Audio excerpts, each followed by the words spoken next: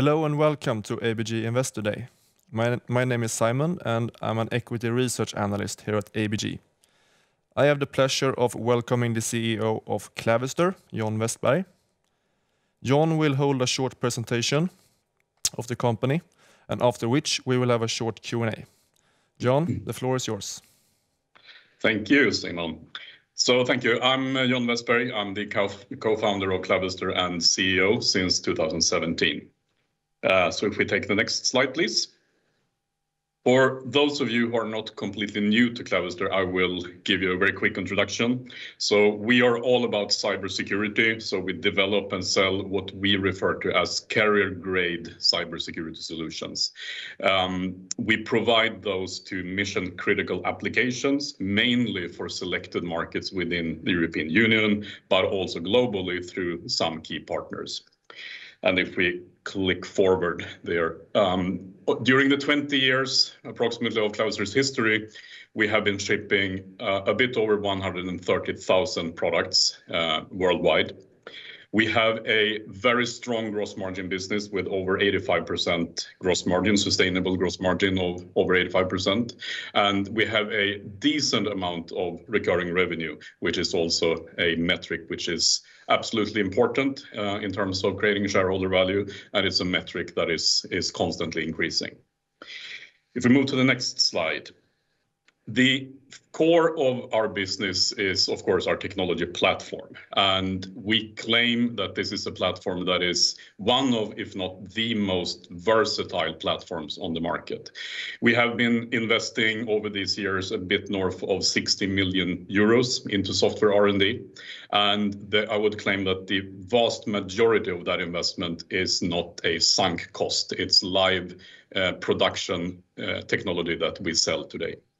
We support over 40 distinct cybersecurity use cases with this platform, and those ranges from things like firewalling to antivirus to user authentication and to more advanced threat protection type of use cases. And one of the key distinctive features of our platform is that it's entirely designed and developed here in Sweden. And that is important for a number of reasons that I will come back to. We also used to say that this technology follows the customer the entire journey from the individual user to the device, through the network, even through automotive or connected cars and into the cloud. If we then move to the next, please. In order to make our technology a bit more sort of tangible and understandable for our customers, we have established or derived a number of specific solutions based on this platform. So we have 6 solutions that we take to market today with next-gen firewalling, secure SD-WAN, our identity and access management solution, our 5G security solution, Cyber Armor, and the latest is our secure access service edge, which I will get back to. It's really worth emphasizing that even though these might look like 6 very distinct and discrete solutions, they are all inherited or all built upon our common technology platform. So to make an analogy from the automotive world, you have a single platform. From that, you build different models. This is the same concept here. So we have a set of R&D initiatives that we drive, but all of those will feed all of those solutions. So no individual R&D tracks for the individual solutions. If we then move to the next and look at some macro trends that are relevant to Clavister. Of course, a general one is the increased digitalization that happens across the board with strong drivers for security, identity, and so on. Especially in the pandemic era, it was very clear that the work from home or work from anywhere initiatives really was driving this part. There is also a number of regulations that are either implemented already or in the process of being implemented. One example is the EU Cybersecurity Act that was established in 2019. And all of these, specifically the European regulations, have a good positive impact on us as a European supplier. Naturally, the adoption of 5G, the explosive growth that is expected to happen or is already happening in mobile data, that drives demand. Also the fact that cybersecurity in the past was a quite distinct operation. You had a problem, you bought a product. Nowadays, it's so complex, so no one can really longer use a few products to address a very complex problem. So that really drives demand for more comprehensive solutions, such as the technology platform that we have. Of course, the cloud services adoption rate increasing is driving growth as well, and not the least, the increased geopolitical tension. So as most of you know, all of you know, the increased suspicion from governments on non-EU, non-Swedish technology, especially for Swedish government agencies, of course, that drives not only demand, but also clear directives from governments and agencies into really looking into what is the technical origin of the cybersecurity solution you're using. And again, as a European Union company, that really is important for us. Then move to the next. We are obviously, we're operating on a very fast growing market, a very relevant market, obviously. And for us, the best chance to drive shareholder value is, of course, to drive growth. We have a very clear growth strategy. It's founded on 5 distinct key pillars. From left to right, a focus on few selected industries where Clavister is most relevant. Our upcoming SaaS solution, our transition from having been a product-based company or a tech company into more of a value solution sales company. A big transition that we're carrying out this year from quite a lot of perpetual one-time license sales into a full recurring revenue business model. And then finally, looking at potential acquisitions that fits into our strategy that will help us either to bridge technology gaps or get us access to market. If we move on to the next one and just look a little bit more detail into the industrial focus.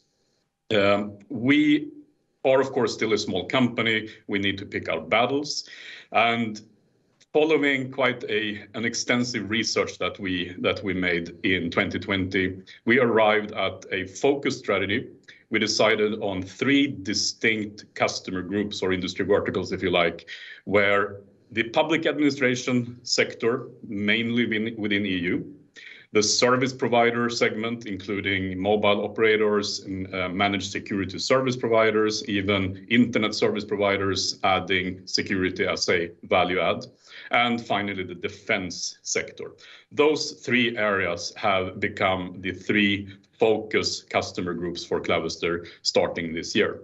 The common denominator between these 3 areas is the lack of cybersecurity in those areas could have quite fatal consequences, ranging from sensitive public administration data being leaked to severe interruptions on communication. And in the defense segment, obviously that's as fatal as you can come with lack of proper defense, proper cybersecurity.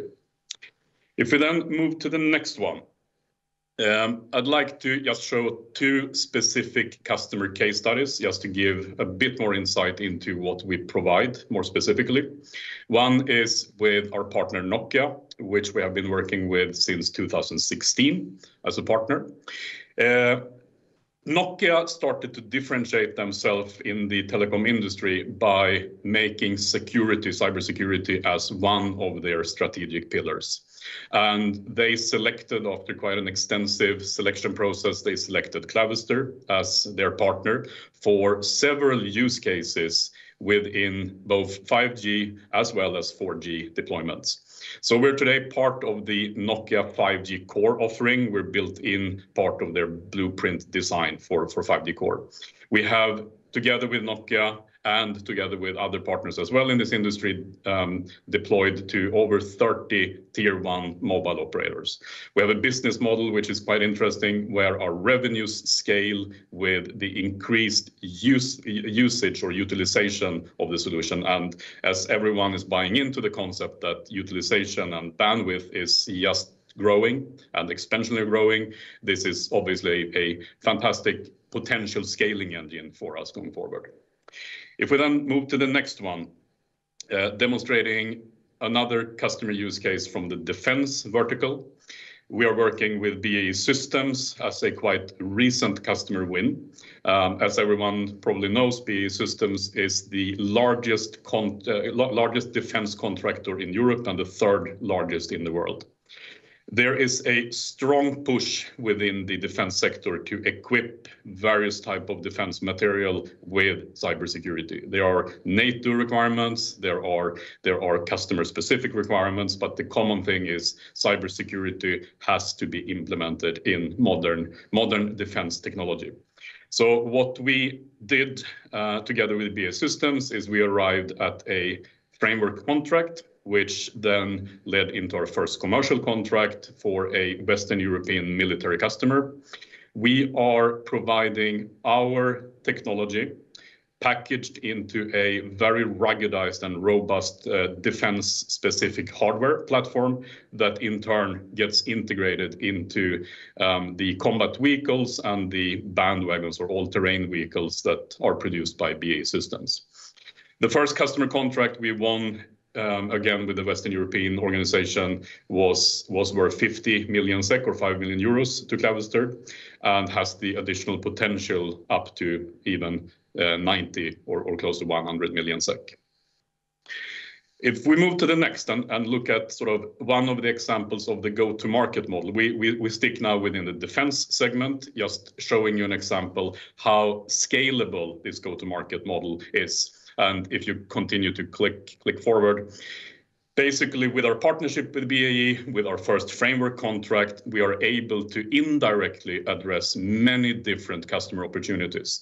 And as you recall from the previous slide, each one of them has a value to us of several million euros. Now, this is only with one type of vehicles. We can complement that to other types of vehicles. And if we go beyond BAE, if we click forward, there are, of course, other system integrators or OEMs that we are already working with or have as targets. A few examples being Saab, another example being Digital Cloak, a system integrator in Virginia, where we approach the US Department of Defense through our partnership. We recently started a proof of concept for the US Marine Corps, and that entails our identity solution. So that gives a quite good picture how scalable the go-to-market model really is. If we then move to the next and look at our SASE solution. So SASE is another of those fantastic tech acronyms, obviously. What it really is, to sort of explain it in a simple way, is that, well, first of all, it's one of the hottest trends within cybersecurity right now. And to put it simple, basically taking as much relevant cybersecurity technology as possible, package it into one common or under one common umbrella, and deliver that technology as a cloud service. That's really what SaaS is all about. The analysts are quite bullish about this type of solution, and they claim that by 2025, so less than 4 years from now, 60% of all businesses, all enterprises will have a strategy in place to implement SASE. Now, what's our role in this? Well, we are taking a SASE solution to market towards the end of this year. We have been building on this solution for almost a year. And if we move to the next slide, one of the key benefits we have compared to many other cybersecurity vendors who deploy SASE is that given our 20-year history and our strong R&D investments, we have a lot of the intellectual property already that make up a big part of a SASE solution. So what this image shows you is the white boxes are already Clavister IPR. There are a few technology areas where we partner, and there might be a few where we need to look at either acquisitions or partnerships. But the key thing is we hold so much of the technical IPR, which means that we can become more relevant to the customers. We can be extremely flexible with our licensing terms. We can provide this not only as a service to specific end customers, we can also license the entire platform to larger OEMs or larger system integrators who would like to run their own service. So again, the go-to-market possibilities for this service is really amazing. If we then move to the next. We have been operating quite many different business models over the years for legacy reasons, for historical reasons. And as everyone knows, for a software company, the key metric that drives shareholder value is annual recurring revenue. And we have been having quite a lot of our revenues into perpetual one-time fees over the past. But in this year, and being launched at 1st of October, we are moving or consolidating all our legacy business models into a single term-based or subscription-based as a service model, where we move as much as possible of the total contract value into a recurring model. So that will, as a consequence, drive our ARR, continues to drive that up. It will have a lot of other benefits as well, higher visibility on our revenue streams, hopefully reduced churn rates, and for our customers, it means a lot of less upfront investment moving from a CapEx to an OpEx-based model. So this is absolutely a key strategic move we are making. Naturally, as in all of these types of transitions, it might have an effect super short term on net sales recognition and on cash flow, but from a valuation point of view, this is absolutely the right thing to do and the right timing as well. If we then move to the next. This is showing actually the trend of how our recurring revenues has been increasing already, even though we have not systematically put the systems and the business models in place until now.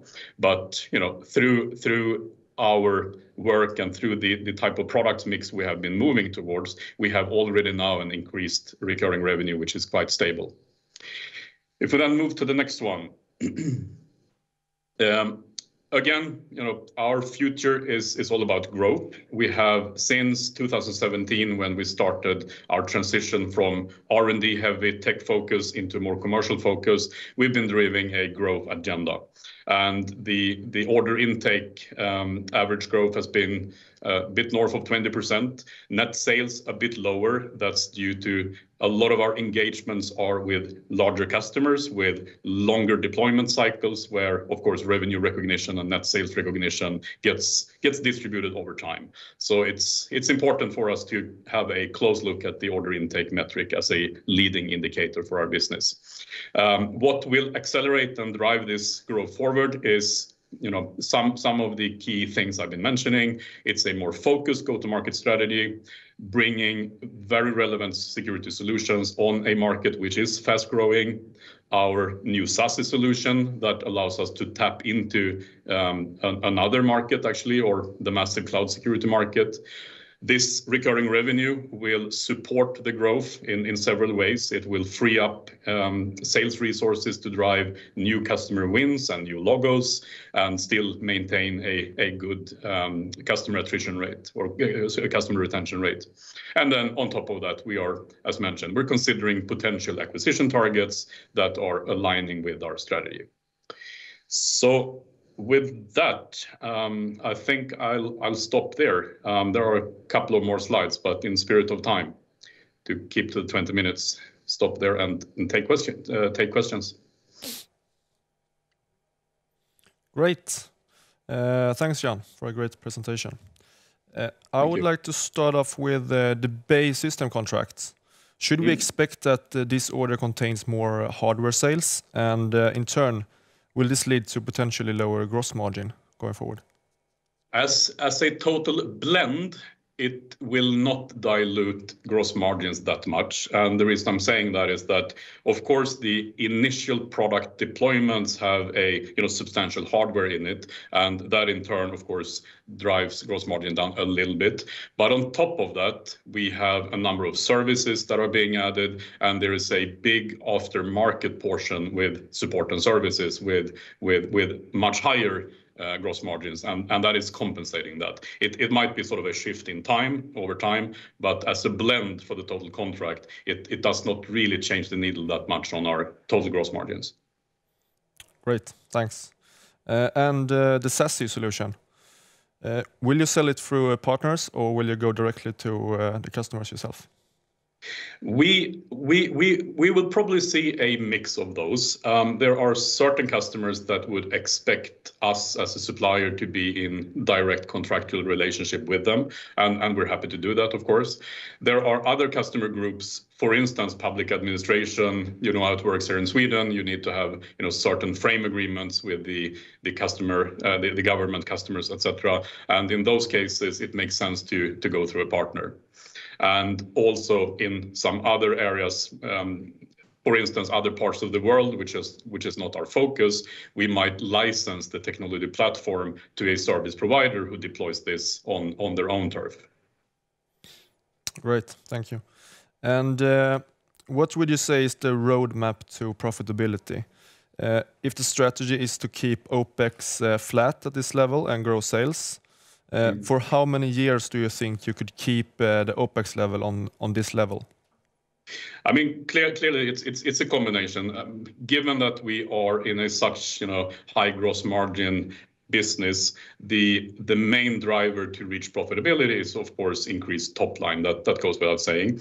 At the same time, keeping a strict control of cost, and the only cost item that we really will be investing in is additional go-to-market, because obviously that's driving growth, and with this type of gross margins, any additional sales headcount, any additional go-to-market investment is self-financed, at least over a limited period of time.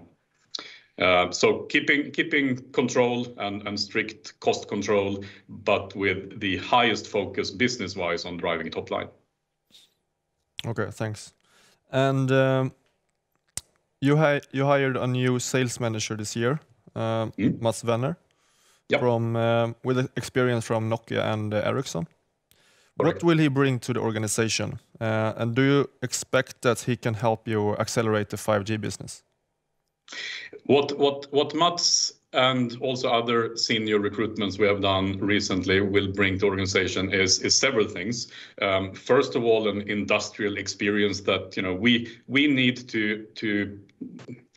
to lift our team as we continue to grow the business. We need to add and fuel with more and more senior personnel. That's clear, and Mats is one of those. The fact that he has a strong background from the telecom business and the networking industry is obviously a great bonus to that.